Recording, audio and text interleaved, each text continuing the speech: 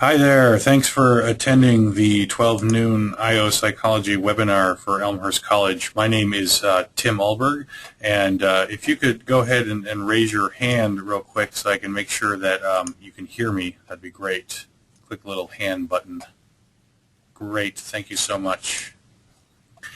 I want to go ahead and turn it over to Dr. Tom Sawyer, who is the graduate director of this program, and he's going to take you through this PowerPoint presentation. We'll have some time at the end for some questions. I hope that you get everything you need out of this, and thanks again for coming. Dr. Sawyer? Hello, I'd also like to thank you for coming. My name is Tom Sawyer. I'm the program director for the IO Psychology grad program here, and I've been teaching here in the program since 1998 when it first started. So hopefully I'll be able to answer all of your questions about the program.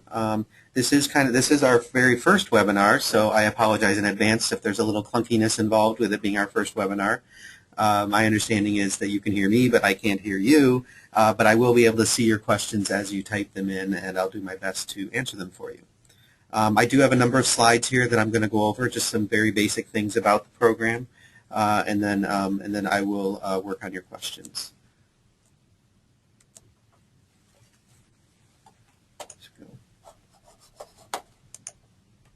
Okay, so a number of things that I want to talk about today. One is I'll briefly address sort of the what is IO psychology, and then the admissions process here.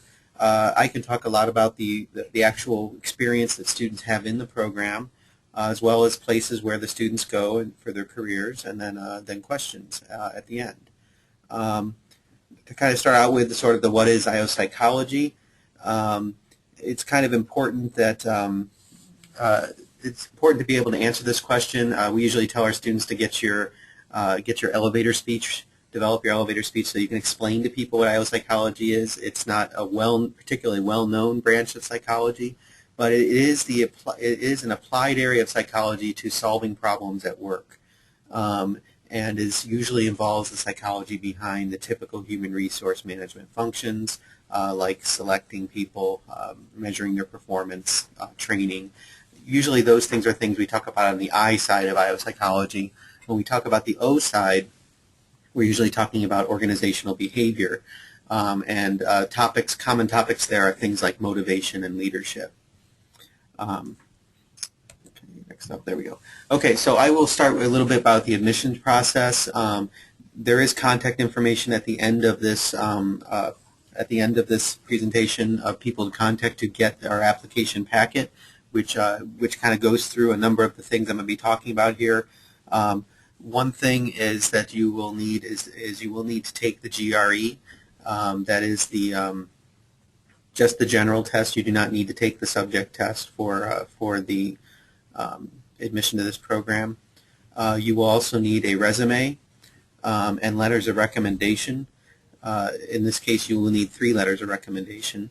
You will, in addition, need a personal statement. And I usually tell my undergrad advisees when they're applying to graduate school, when you're doing the personal statement, don't just make it a rehashing of your accomplishments. Actually go into why it is that you are going into this field. Why IO psychology? Why IO psychology at Elmhurst College? Because it is a way in which the person reading your file can put all your other things into context. You will need transcripts from all of your higher education institutions, and you'll need to have them sent to Elmhurst College. There are prerequisites for the program. The prerequisites for this program are Intro to Psychology, Statistics, and Research Methods. We do accept people who do not have all of the prerequisites conditionally. So, for example, in the spring, if you have not yet taken a Research Methods class, I can accept you into the program and say, yes, you can come to the program this fall, but you must complete a research methods course before the start of classes, or something to that effect. So we do that. And if there are places, if you identify a prerequisite that you need and you identify a place that you think offers the course that meets that prerequisite, I do recommend that you run that by us to make sure that is in fact the course that we would accept. I'd rather have you do that than wait until after you take the course and have us come back and say, no, this isn't quite what we were looking for. So, and you can contact us and we will do that. For applying to the program, I do think it is probably better to apply earlier than later. We do rolling admissions. So about once a month we sit down and make decisions about whoever's in front of us at that time. And then do that all the way up to, I think our official deadline is usually right around May 1st or so. I will continue to accept people as long as there are slots in the program. But I do think that earlier is better for applying. Typically, we don't start actually interviewing people until sort of late January at the earliest. So there's plenty of time between now and then to put things together. It is a good idea to get on our admissions person's radar, so they know you're thinking about the program, they know you're planning to apply, because they can let you know as things happen. For example, in the spring, we usually have another information session here on campus, and she would be able to invite you to that. And to that, a lot of times I will bring a graduate student or two who can also talk about the program, and that's usually helpful. And you also get to hear other people's questions, and that's sometimes helpful as well. And then if you are accepted in the program, we do ask for a tuition deposit, and that usually tells us to hold your position in the program when you put down the deposit. Okay, for the program itself, we are a cohort model program. Essentially what this means is on the first day of classes, you look around the room, and that group of people that are with you in class on that first day will be with you in every class all the way throughout the program. Everybody takes the same courses in lockstep through the program. This offers advantages, I think, for both the student and the instructors. For the instructors, it allows me as a teacher to know where you're going and where you've been. I can actually start projects one semester and then pick them up the next semester, and in fact we do that in the program. It also allows us, when we do our team experiences, to put you into teams that cut across semesters and courses, and we also do that as well. And essentially, so for the students, I think the advantage is that the cohort becomes your primary support system in the program. You go through a relatively short, intense experience with a group of students that you cannot help but develop relationships with. Many of our cohorts keep in contact with each other well after graduation. Usually if I lose somebody from our contact list and I find someone else in the cohort, I can usually track that person down because they tend to know where each other are. So it is something that is usually talked about as a strength of our program. When I ask people at the end of the program, you know, what things did you like about the program, cohort model is usually something that is mentioned. The courses themselves are, like I said, it's rigid. You have to follow our model all the way throughout the program, but it's also predictable. All of your classes are 2 nights a week. You come in either on a Monday, Wednesday, or a Monday, Thursday cohort. You meet those same 2 nights all the way throughout the program from 6:30 to 9:45. The one exception is once a month on a Monday night, we have a program-wide meeting where we put both the first and the second years together for a 1-hour meeting. It's a student-run meeting, but it allows us to get together. You come in a half hour early for that, and it cuts a half hour into class time, so that meeting runs from 6 to 7.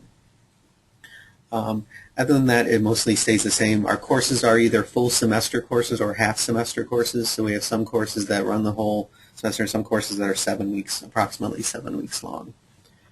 On top of that, there is one floating requirement, that is the internship requirement. And this is, you take this as you have as you engage in the experience. You actually have 3 options for the internship. One is that you can go do what I call a traditional internship, that is find some place that offers an internship, go work from them from time 1 to time 2, and at the end you do a paper and a presentation based on that. That's one possibility. A second thing is probably better called an applied project, and that is you carve something out of where you're currently working. You find some problem that you want to work on where you are at right now. You get your manager involved or your HR person or whatever it is, whoever needs to be involved in it, and you work on a project from one point to another and propose that for your internship. A third option is if a professor here at Elmhurst has work and they hire you on to do an internship internship. I know I work usually with a couple students every year. We've had some other faculty on campus who have also hired students to do various projects. So that's another option for you. Now, some people will seek, it's a common occurrence to seek to do the internship the summer between the 2 years, but there's nothing requiring that it be the summer between the 2 years. You can start it sort of whenever you are ready to start moving on it. Probably the earliest that people start, though, is probably sometime in their second semester, maybe mid to late second semester is probably the earliest I see people start doing an internship. If for some reason nothing turns up for an internship opportunity, or you can't fit an internship opportunity into your life circumstances, another option is the capstone course. So after you're done with your 4 semesters of regular courses, you could come back that fall and take the capstone course, and that will fulfill the internship requirement as well. All of them, the capstone course and the internships, all require a paper presentation. A paper presentation. All are looked at as sort of a capstone experience for the program, where you are expected to put things together for that paper and presentation. Okay, some major themes then from this program. If you were to ask me what sort of makes our program unique, what is it about? What are some of the major things in our program? One is that we are a scientist practitioner program. That is, we are teaching you how to read and interpret the scientific literature so that you can use it in your world of work, in solving problems in the work world. And that's a main thread of the program. It's why we have courses involving statistics and research methods and everything, so that you can read this. You do read original source material, that is journal articles in the program. Another major theme is the teamwork element of the program. From day one, actually at orientation, we start talking about working together as a team, developing your team skills, and we put you into, after the first semester, right at the end of the first semester, that's when we first put you into your stable work team. And that stable work team, you stay on that team for at least a year, usually the rest of the program. Sometimes people will re-team you in the last semester, but most of the time it's you're in that team for at least the whole year, and kind of the rest of the program. It has the advantage, normally, and when you are on teams in a classroom environment, you are it's a 3-month work group that you're on, and you're there, you're getting the project, you try to get the project done, then you all go your separate ways and never think about being on a team again. Here, because you're on the team for more than just 3 months, there is what I call a reflective moment. There are times when you can sit back and think about how things went as a team, how can we become a better team, how do we make ourselves, how do we raise our ability to do quality work as a team. And so there are actually, in this case, I meet with all the students after the spring semester. At the end of the spring semester, I meet with all the students, and I give them both individual and team level feedback that they're supposed to take back to their team and talk about those team issues. So in that way, it's not although yes, I want a quality project that you're working on, I also want you to think about the team processes that are going on, because I think that's an important part of the learning of this program.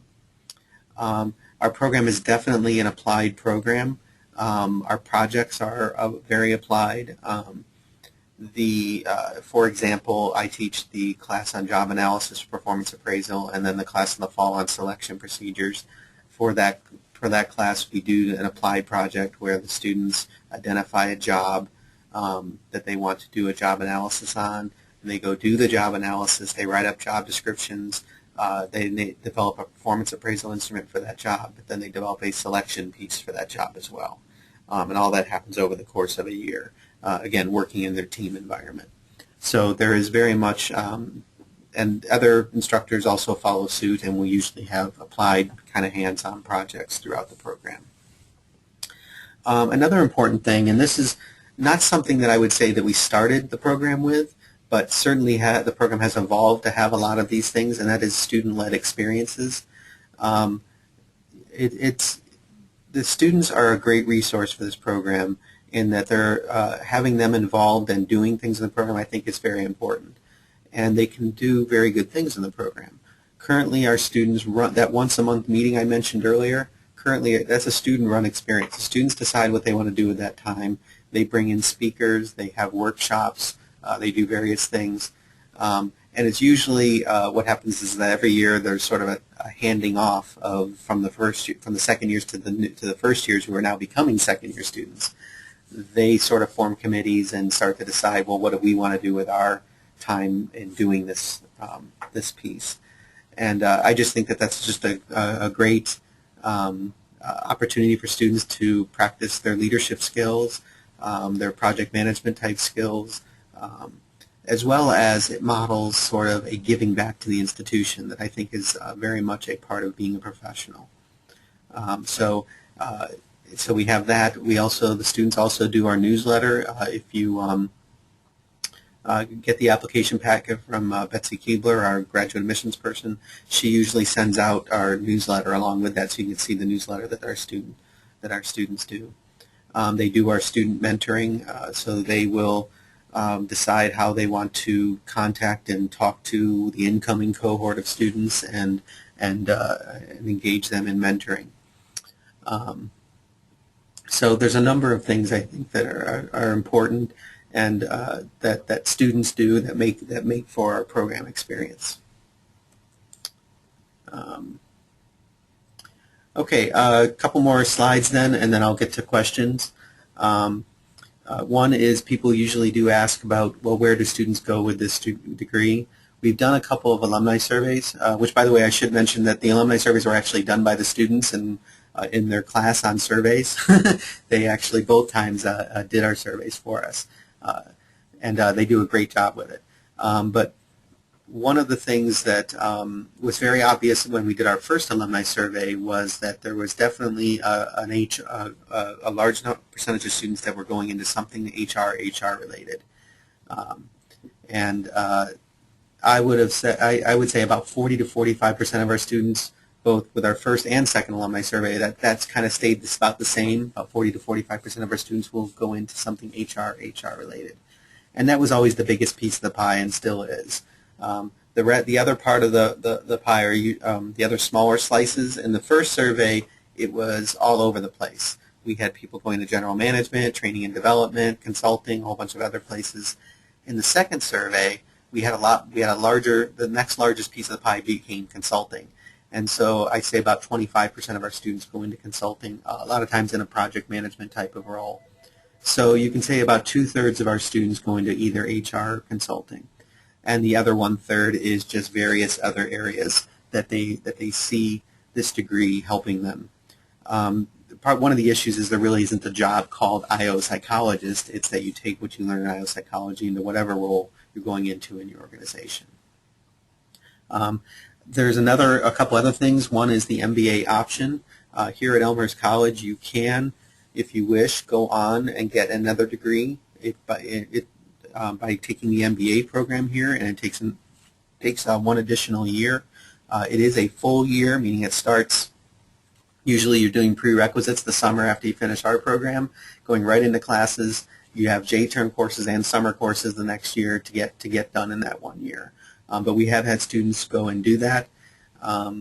From my conversations with them, what they tell me is that sort of the value added of the MBA program is that it gives you more of the language of business. The IO Psych degree is still a science degree, and the MBA really does help you with that sort of language of business. And then some students will decide they want to go on for a more advanced degree, like PhD or PsyD. We've had a few students who have done this, and they go. It is one possibility too, is to go on for one of those more advanced degrees, either here in the Chicago area or someplace else. Okay, and this slide I have some. Just put up a couple of resources there. One is the Society for Industrial Organizational Psychology, which is the main organization in our field.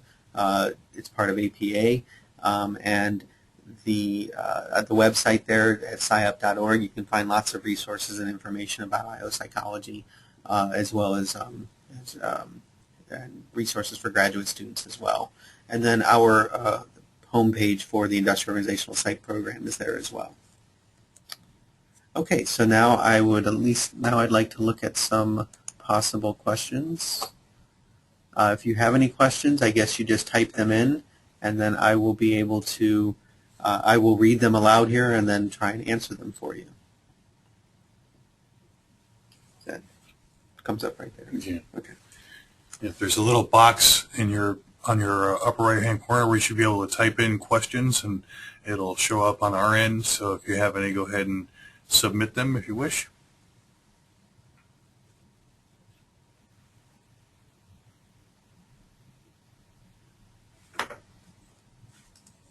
Okay. Okay, here's my first question. For the MBA option, it states that the prerequisites are financial accounting, managerial accounting, and business finance. Do these need to be taken at Elmhurst, or would undergrad courses in these areas count as well? Yeah, you can take them. If you're a business major or minor in college now and those 3 classes are part of that, then that's what they'll be fine. If you haven't had them, you don't have to take them here. We do happen to offer online seminars for those 3 classes. They're about 5 or 6 weeks. You could do them prior to enrolling in the MBA. Perhaps during your last semester of IO if you want to do it concurrently, although that's a lot to take on. Or you could do them at a community college or somewhere else. It's not required you do them here. They do offer them over the summer. Yes. And I have seen some students who they were not business majors in college and they needed those courses. They'll take it the summer between the 2, or they may take 1 or 2 of them the summer between the 2 years just to get themselves prepared for, so they don't have to take a bunch of them all up in the summer after they're done with our program. Right. So I hope that answered the question. Any other questions? And by the way, we are going to be sending some follow-up. I'll attach this PowerPoint presentation to the follow-up email. If you have any other questions, you'll have all of our contact information.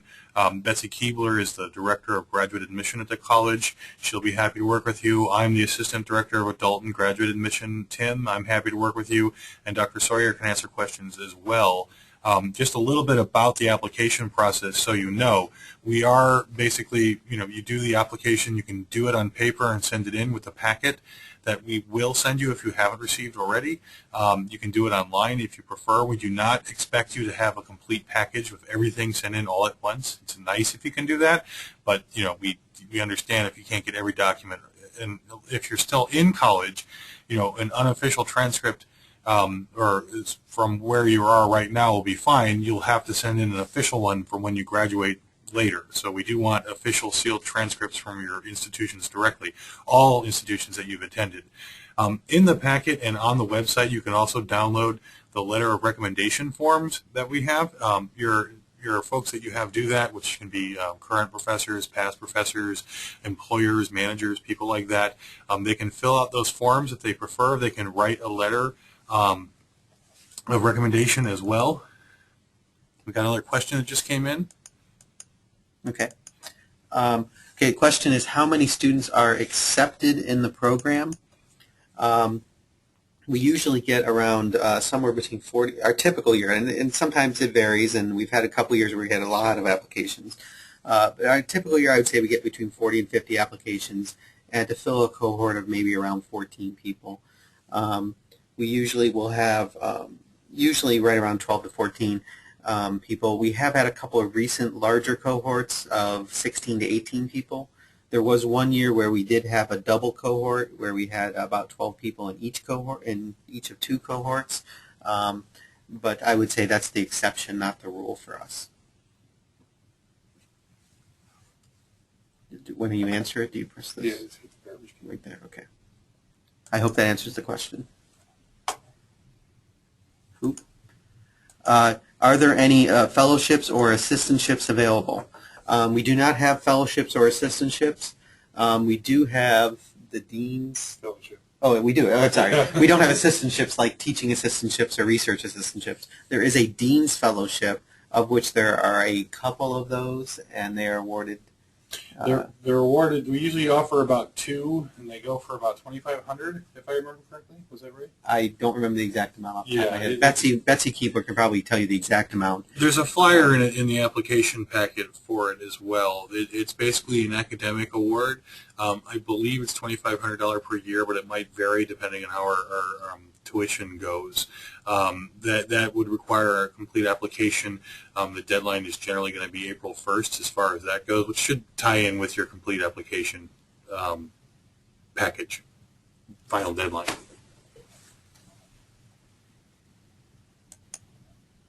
Okay. Any other questions?